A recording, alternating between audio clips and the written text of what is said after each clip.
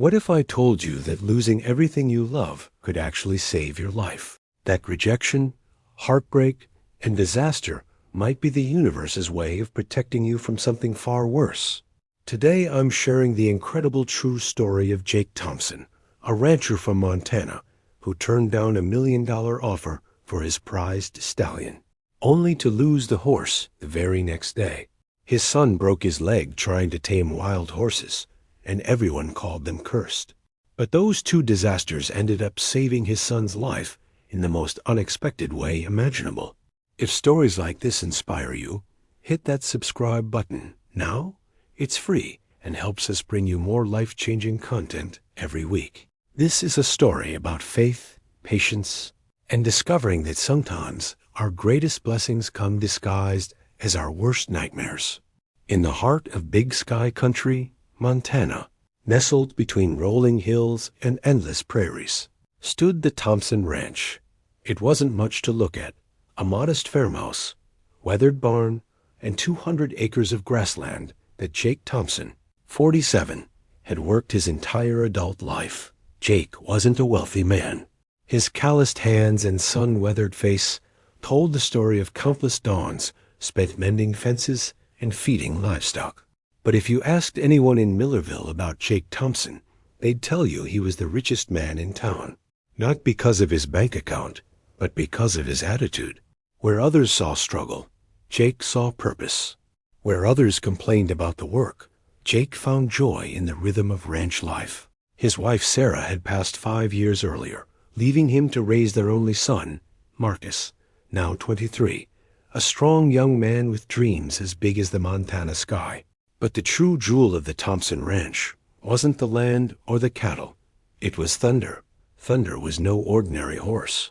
This black stallion stood nearly 17 hands high, with a coat that gleamed like polished obsidian in the sunlight. His eyes held an intelligence that seemed almost human, and his presence commanded respect from every animal and person who encountered him. Jake had found Thunder as an abandoned foal 8 years earlier, nursed him back to health, and watched him grow into the most magnificent horse anyone in 3 counties had ever seen. Thunder wasn't just strong, though he could work longer than any 2 horses combined. He wasn't just beautiful, though photographers had driven from as far as Denver just to capture his image. What made Thunder special was the bond he shared with the Thompson family. Marcus had learned to ride on Thunder's back. During Sarah's final illness, Thunder seemed to sense the family's pain, often nuzzling against Jake's shoulder as if offering comfort. The horse understood commands before they were spoken, anticipated needs before they arose, and had never once shown aggression toward any living creature. That Tuesday morning in September started like any other. Jake and Marcus were in town picking up feed supplies when a sleek black Mercedes pulled up to Millerville's only stoplight. The car stood out like a diamond in a coal mine. Nobody in Millerville drove anything that cost more than a pickup truck. The man who stepped out wore a tailored suit that probably cost more than most locals made in a month. His shoes were polished leather, his hair perfectly styled, and everything about him screamed big city money. This was Richard Blackwell, a horse breeder from Lexington, Kentucky, who'd built an empire buying and selling champion bloodlines. Blackwell had heard whispers about Thunder at an equestrian event in Billings. 3 different people had mentioned that black stallion up in Millerville, a horse that could allegedly do everything but talk. As someone who'd spent millions acquiring the world's finest horses, Blackwell was skeptical, but curious enough to make the drive. "Excuse me," Blackwell approached Jake near the feed store. "Are you Jake Thompson?" "That's right," Jake replied, noting the man's expensive clothes, but showing no deference. "What can I do for you?" "I'd like to see your stallion. I've heard some remarkable things."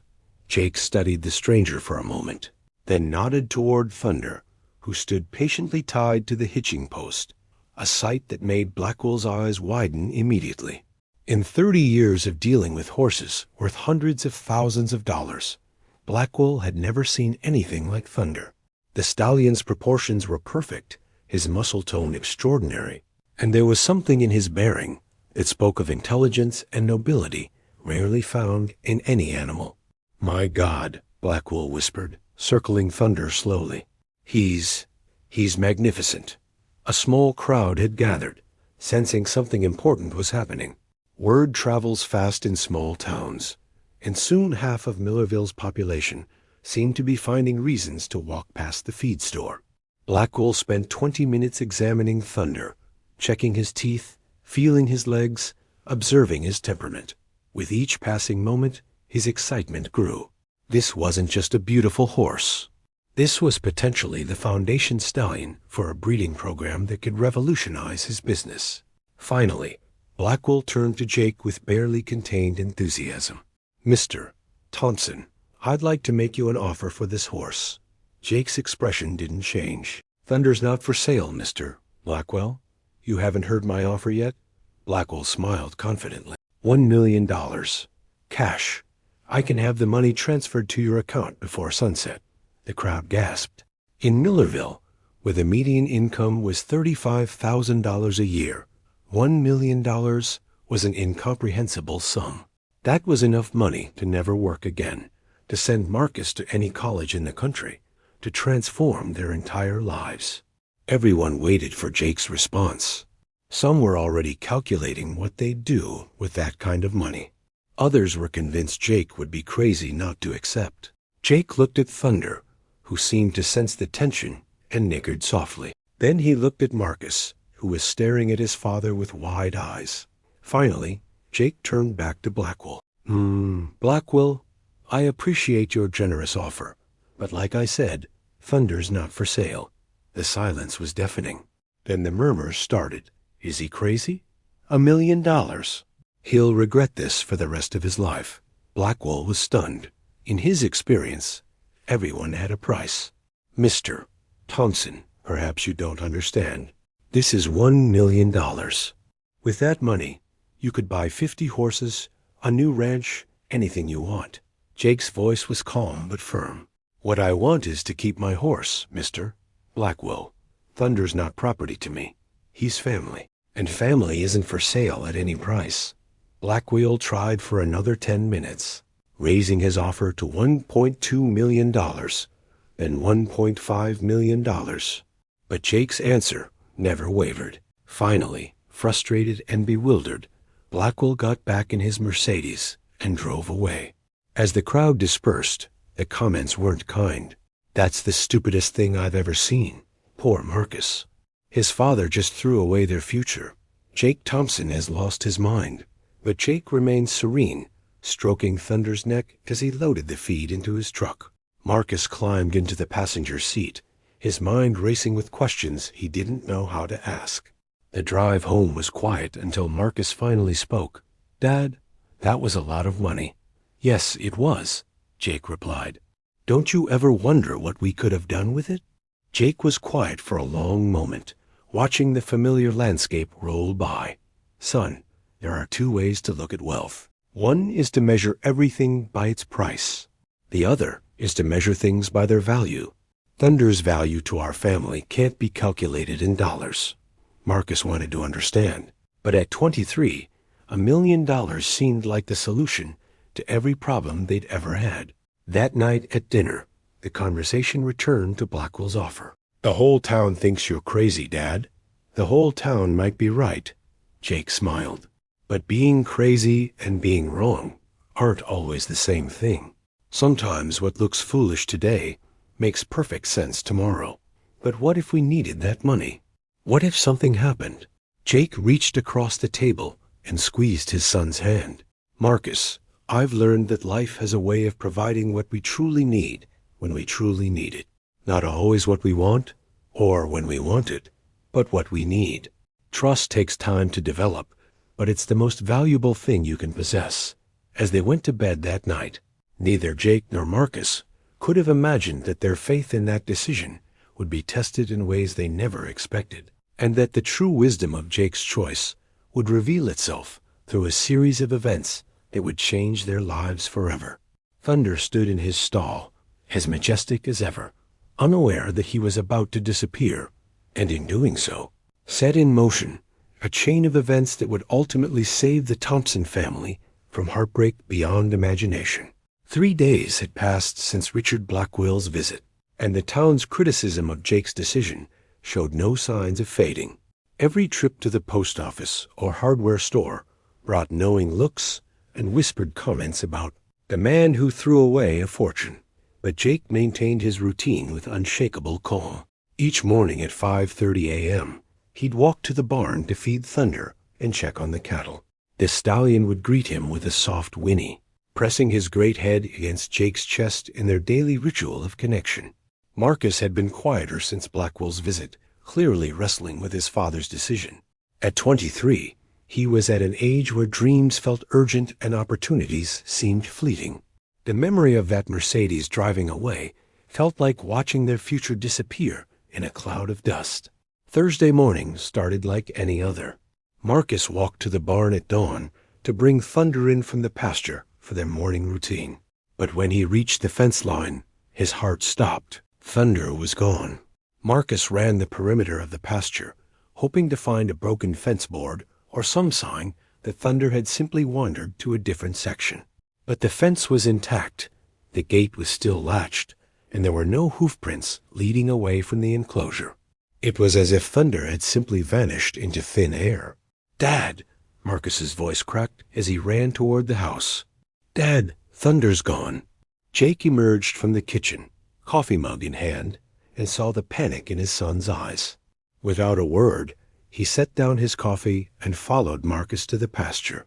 For the next 4 hours, they searched every inch of the 200-acre ranch. They checked neighboring properties, followed deer trails into the woods, and drove the back roads calling Thunder's name. But there was no sign of the black stallion. Word spread quickly through Millerville. By noon, half the town had heard that Jake Thompson's prize horse, the one he'd refused to sell for $1 million, had disappeared without a trace. The comments were swift and merciless. "Serves him right. Should have taken the money when he had the chance. Now he's got nothing but regrets." Mrs. Patterson from the diner was particularly harsh. That poor boy Marcus. His father's pride just cost them everything valuable they owned. Now they're stuck with a worthless ranch and empty pockets. Marcus felt each comment like a physical blow. The anger, frustration, and embarrassment churned in his stomach until he couldn't stand it anymore. "Dad," he said that evening, his voice tight with emotion, "how can you be so calm? We lost the most valuable thing we owned. We lost Thunder." Jake looked up from his Bible, a leather-bound volume that Sarah had given him on their wedding day. His expression was thoughtful but peaceful. "Son, did we lose Thunder? Or is Thunder exactly where he's supposed to be?" "What's that supposed to mean?" Marcus's voice rose. "He's gone, Dad. Gone. And everyone in town is saying we got what we deserved for being too stubborn to take that money." Jake closed the Bible gently and looked at his son with eyes full of compassion. "Marcus, let me ask you something. Do you believe that everything happens for a reason?" "I don't know what I believe anymore," Marcus replied, slumping into a chair. "I thought I understood your faith, Dad, but right now it just looks like we made a terrible mistake." Jake nodded slowly. "I understand why you feel that way. But here's what I've learned in my 47 years. We're terrible judges of what's good for us and what isn't. What feels like disaster today might be protection tomorrow. What looks like bad luck might actually be the best thing that ever happened to us." Marcus stared at his father in disbelief. "How can losing Thunder be good for us?" "I don't know yet," Jake admitted. "But I know that getting upset about things beyond our control won't bring Thunder back. All we can do is trust that there's a bigger picture we can't see yet." The next morning brought fresh challenges. Jake and Marcus drove into town to report Thunder's disappearance to Sheriff Williams, hoping someone might have seen something suspicious.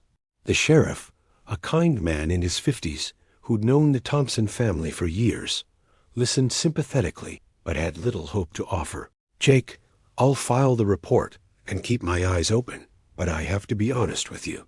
Horse theft is almost impossible to solve. If someone took Thunder, they're probably 3 states away by now." As they left the sheriff's office, they encountered a group of townspeople outside Millie's diner. The conversation stopped when they saw Jake and Marcus approaching.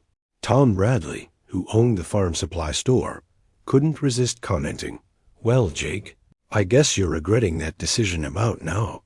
Could have had $1 million in the bank instead of an empty stall." Several others nodded in agreement. Martha Wells, the town gossip, added her voice to the chorus. "Poor Marcus is paying for his father's stubbornness. Now they've got nothing to show for all those years of caring for that horse." Marcus felt his cheeks burn with embarrassment. But Jake's response surprised everyone. "Friends, I appreciate your concern for our family. But I want you to remember something. We don't know the end of this story yet. What looks like loss today might reveal itself as gain tomorrow. Instead of judging whether something is good or bad, maybe we should wait to see how it all unfolds." Tom Bradley shook his head in frustration. "Jake, with all due respect, you're living in a fantasy. Your horse is gone. You turned down more money than most of us will see in a lifetime. Those are facts, not faith." Jake smiled sadly. "Tom, facts are what we can see right now. Truth is bigger than what we can see. I'm choosing to trust in truth rather than just facts." The group dispersed with more whispered comments about Jake's delusions and Marcus's. Bad luck at having such a stubborn father. That evening, as father and son sat on their porch, watching the sunset paint the Montana sky in shades of gold and crimson, Marcus finally voiced what had been bothering him most. "Dad, I want to understand your faith. I really do. But it's hard to trust when it feels like everything is falling apart." Jake rocked slowly in his chair. The same chair where he'd held Sarah during her final months, where he'd taught Marcus to read, where he'd made countless decisions about their life together. "Son, faith isn't about understanding everything. It's about trusting that someone wiser than us is writing a story we can't see the full scope of yet. Sometimes the chapters that hurt the most are the ones that save us from something even worse. But what if you're wrong? What if Thunder is really gone forever, and we just made a terrible mistake?" Jake turned to look at his son, his eyes reflecting the wisdom of someone who'd weathered many storms. "Then we'll face that when we come to it. But Marcus, I'd rather be wrong while trusting in something bigger than myself than be right while living in bitterness and regret. Either way, worrying won't change what's already happened." As if summoned by their conversation, a cool breeze swept across the prairie, carrying with it the scent of wild grass and distant rain.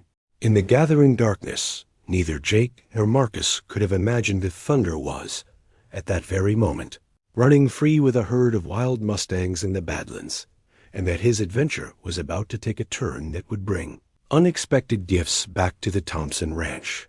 The stage was set for the next chapter in their journey, where apparent disaster would give way to surprising abundance, but not without first testing the very foundations of everything they believed about loss, gain, and the mysterious ways that life sometimes protects us from ourselves.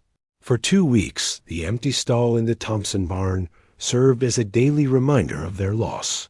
Marcus had thrown himself into ranch work with almost desperate intensity, as if exhausting his body could quiet the doubt and frustration in his mind. Jake maintained his routines with characteristic steadiness, but even his unshakable faith couldn't completely mask the sadness in his eyes when he looked toward Thunder's empty stall each morning. The town's verdict had been swift and unanimous. Jake Thompson's stubborn pride had cost his family their most valuable asset. The story of the $1 million mistake had spread to neighboring towns, making Jake something of a local legend, though not in a flattering way. Then came the morning that changed everything. Marcus was repairing a fence post on the eastern boundary of their property when he heard something that made him freeze. The unmistakable thunder of hoofbeats, approaching at full gallop. He looked up from his work and couldn't believe what he saw. Thunder was racing across the prairie toward home, his black coat gleaming in the morning sun, mane flowing like a banner in the wind. But he wasn't alone. Behind him ran 6 wild horses, a mixed group of mares and stallions with the lean, powerful builds of mustangs that had never known human touch. They moved as a unit, following Thunder's lead as he headed straight for the Thompson ranch. "Dad!" Marcus shouted, dropping his tools and running toward the house. "Dad, you need to see this." Jake emerged from the barn just as Thunder cleared the pasture fence in a magnificent leap, landing gracefully in the familiar territory he'd called home for 8 years. The wild horses pulled up at the fence line, snorting and pawing the ground, clearly agitated by the presence of human structures, but unwilling to abandon their leader. Thunder trotted directly to Jake, pressing his great head against the rancher's chest in their familiar greeting. Jake's hands trembled slightly as he stroked the stallion's neck, feeling the warmth of the animal he'd feared was lost forever. "Welcome home, boy," Jake whispered, his voice thick with emotion. The wild horses remained at the fence, watching warily but staying close. It was clear that Thunder had become their leader during his 2 weeks of freedom, and they weren't ready to leave him behind. Within hours, word had spread through Millerville faster than wildfire. By afternoon, the road to the Thompson ranch was lined with cars as half the county came to witness the spectacle. The same people who'd criticized Jake's refusal to sell Thunder now stood in amazement, watching 7 magnificent horses graze in the Thompson pasture. The comments had shifted dramatically. "Would you look at that? Jake's horse brought him 6 more. That stallion just made this family rich. Thompson's luck has sure changed." But Jake's response to this apparent windfall was characteristically measured. When Tom Bradley from the farm supply store congratulated him on his incredible good fortune, Jake simply smiled and said, "Tom, we don't know if this is good fortune or not. These are wild horses. They're not broken to saddle or harness. They might decide to leave tomorrow, or they might bring more complications than benefits. Let's not call this a blessing until we know what it really is." Marcus, however, was electrified by the possibilities. At 23, he saw the wild horses as a challenge to be conquered, a chance to prove himself and perhaps build something valuable from this unexpected opportunity. "Dad, think about what we could do if I could break these horses," he said that evening as they watched the herd graze in the fading light. "Trained mustangs sell for good money. This could be exactly what we needed." Jake studied his son's eager expression with a mixture of pride and concern. "Son, these aren't ranch horses that have been handled since birth. Wild mustangs can be dangerous, unpredictable. If you're going to try working with them, you need to be very careful." But Marcus was young and confident, fueled by 2 weeks of frustration and a burning desire to prove that something good could come from their recent losses. "Dad, I've been working with horses my whole life. I can handle this." Jake wanted to voice his concerns more strongly, but he also knew that Marcus needed to find his own path, make his own decisions. Sometimes wisdom comes through experience, even when that experience involves risk. The next morning, Marcus began what would become a month-long project of attempting to gain the trust of the wild horses. He started slowly, spending hours near the fence, talking quietly, moving gradually closer as the horses became accustomed to his presence. The work was harder than he'd anticipated. These horses had survived in the wild by being suspicious of everything unfamiliar. Every step forward was earned through patient consistency, and there were many days when Marcus felt he was making no progress at all. Jake watched his son's efforts with a mixture of admiration and growing unease. He could see that Marcus was pushing himself harder each day, taking bigger risks as his confidence grew. "Son," Jake said one evening, "maybe you should slow down a bit. Those horses have been free their whole lives. Earning their trust takes time." But Marcus was determined to prove himself. "I've got 3 of them eating out of my hand now.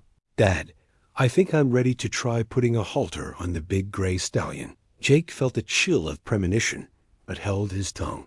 Marcus was a grown man, and some lessons couldn't be taught. They had to be lived. The morning that would change everything started bright and clear. Marcus entered the pasture with his rope halter, moving slowly toward the gray stallion he'd been working with for weeks. The horse had seemed to accept his presence, even allowing Marcus to touch his neck and shoulders. But wild horses are fundamentally different from domestic animals. They retain instincts honed by thousands of generations of survival, and those instincts can override weeks of careful conditioning in a split second. When Marcus attempted to slip the halter over the stallion's head, The horse exploded into panic. In one violent motion, the 1,200-pound animal reared up and struck out with his front hooves, catching Marcus in the chest and sending him flying backward. Marcus hit the ground hard, and the sickening crack of breaking bone echoed across the pasture. His right leg was twisted at an unnatural angle, clearly broken, and he lay motionless in the dirt. Jake vaulted the fence with agility that defied his 47 years, reaching his son's side as Marcus gasped in pain and shock. "Don't move, son. Let me check the damage." The break was severe, a compound fracture that would require surgery and months of recovery. As Jake carefully immobilized the leg with fence boards in his belt, Marcus gritted his teeth against waves of pain. "Dad, I'm sorry. I thought I could handle it." "There's nothing to be sorry for, Marcus. You took a calculated risk. Sometimes that's how we learn." But even as Jake spoke calmly to his son, he was acutely aware of the approaching sound of vehicles. Word was already spreading, and he knew what was coming. By the time the ambulance arrived to take Marcus to the hospital in Billings, a crowd had gathered at the ranch. The same people who'd marveled at Jake's good fortune just days earlier were now shaking their heads at this latest development. "Those wild horses are nothing but trouble. Poor Marcus. Just like his father, too stubborn for his own good. This family is cursed. First they lose their horse, then he comes back with problems." As the ambulance pulled away with Marcus inside, Jake stood alone in his pasture, surrounded by 7 horses, 1 familiar friend, and 6 wild unknowns that had brought both hope and heartbreak to his family. He had no way of knowing that this apparent disaster was actually the final piece in a puzzle of protection that would soon reveal its true purpose. In just 3 days, events would unfold that would make Marcus's broken leg look like the greatest blessing the Thompson family had ever received. This stage was set for the ultimate test of Jake's faith, and the final revelation of why sometimes our worst days turn out to be our most important ones. Marcus lay in his hospital bed in Billings, his right leg encased in a cast from hip to ankle. The surgery had gone well, but the doctors estimated it would be at least 4 months before he could walk normally again, and 6 months before he could return to the physical demands of ranch work. Jake sat beside his son's bed, reading from the same leather Bible Sarah had given him years ago. The words of comfort felt hollow in the sterile hospital room, especially with Marcus staring at the ceiling with barely concealed frustration. 4 months, Dad, Marcus said, his voice flat with despair. 4 months of being useless while you handle everything alone. You're not useless, son. You're healing. There's a difference. The whole town is talking about how those wild horses were a curse, not a blessing. Maybe they're right. Maybe we should have just been grateful to get Thunder back and left well enough alone. Jake closed his Bible and leaned forward in his chair. Marcus, do you remember what I told you about not judging whether something is good or bad until we see the whole story? Yeah, but how much more story do we need? I'm laid up for months. We've got wild horses we can't handle, and everyone thinks we're idiots. Jake smiled gently. Son, the story's not over yet. As if summoned by his words, the hospital room door burst open. Sheriff Williams stood in the doorway, his face grave and urgent. Jake, I need to talk to you. Now? What's wrong, Sheriff? Williams glanced at Marcus, then back to Jake. There's been a development. About the war. The word hit both Thompson men like a physical blow. For months, tensions had been escalating with several hostile nations. There had been talk of military action, but most Americans had assumed it would remain a distant conflict handled by career soldiers. What kind of development? Jake asked, though his tone suggested he already feared the answer. Congress just passed the Emergency Conscription Act. Every able-bodied male between 18 and 30 is being drafted immediately. No exceptions, no deferments. They need troops fast, and they need a lot of them.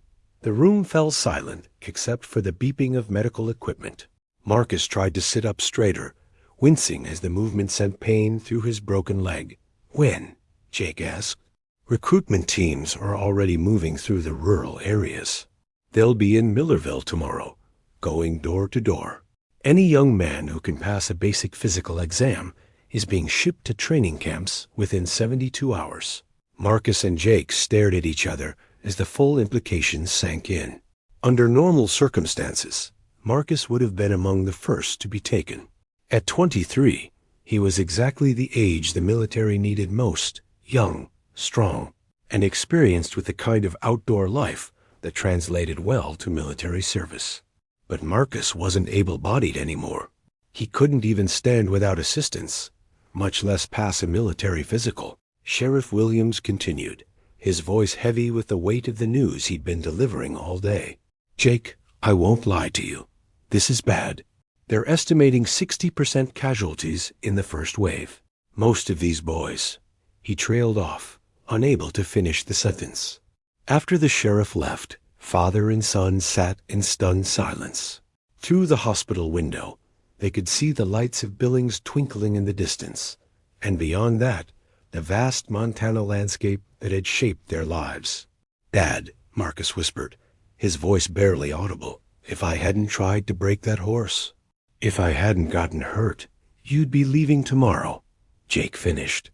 Along with every other young man in the county, the tears came then, not tears of pain or frustration, but tears of understanding. All the pieces of the puzzle were finally falling into place. Thunder's disappearance, which had seemed like such a disaster, had led to his return with wild horses. The wild horses, which had seemed like a blessing, had led to Marcus's injury.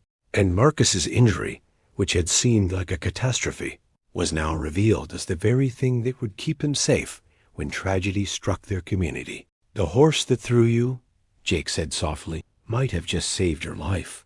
Over the next 3 days, as recruitment teams swept through Montana, the full scope of the draft became clear. In Millerville alone, 23 young men were taken, including several who had mocked Jake for his foolish decisions. Tom Bradley's son, who had laughed at Jake's refusal to sell Thunder, was among the first to be drafted. Martha Wells' nephew, who had called the Thompson family cursed, was shipped out on the same transport. The town that had buzzed with criticism and gossip just days earlier now echoed with the sounds of grief and fear. Mothers wept openly in the streets. Fathers stood in their empty fields, wondering who would help them with the harvest. And through it all, Jake Thompson sat beside his son's hospital bed, both of them acutely aware that Marcus's broken leg was the only reason they weren't facing the same heartbreak as their neighbors. When they finally returned home to the ranch, the community's attitude toward the Thompson family had undergone a complete transformation. The same people who had criticized Jake's faith and called his family cursed now looked at them with a mixture of awe and envy. Mrs. Patterson from the diner approached Jake outside the post office, tears in her eyes. Jake, I owe you an apology. We all do. When you lost Thunder, when you wouldn't sell him for all that money, when Marcus got hurt by those wild horses. We thought you were being punished for your stubbornness. She paused, struggling with emotions. But now I see it differently. It's like something was protecting your family, keeping Marcus home when the rest of our boys had to go. Jake's response was gentle but firm. Mrs. Patterson, I don't think we were being protected instead of your son. I think we were all being cared for in different ways that we don't understand yet. Some stories take longer to reveal their purpose than others. But privately, in quiet moments with Marcus, Jake marveled at the intricate way events had unfolded. Every apparent disaster had been a necessary step toward this final protection. Do you see it now, son? Jake asked one evening as they sat on their porch, watching Thunder graze peacefully in the pasture with his wild companions who had served their purpose and were now beginning to drift back toward their natural territory. I think I'm starting to, Marcus replied, adjusting his cast. But Dad, how did you know? How did you have faith that it would work out when everything looked so bad? Jake rocked slowly in his chair, the same chair where he'd made so many decisions based on faith rather than immediate understanding. I didn't know it would work out this way, Marcus. Faith isn't about knowing the future.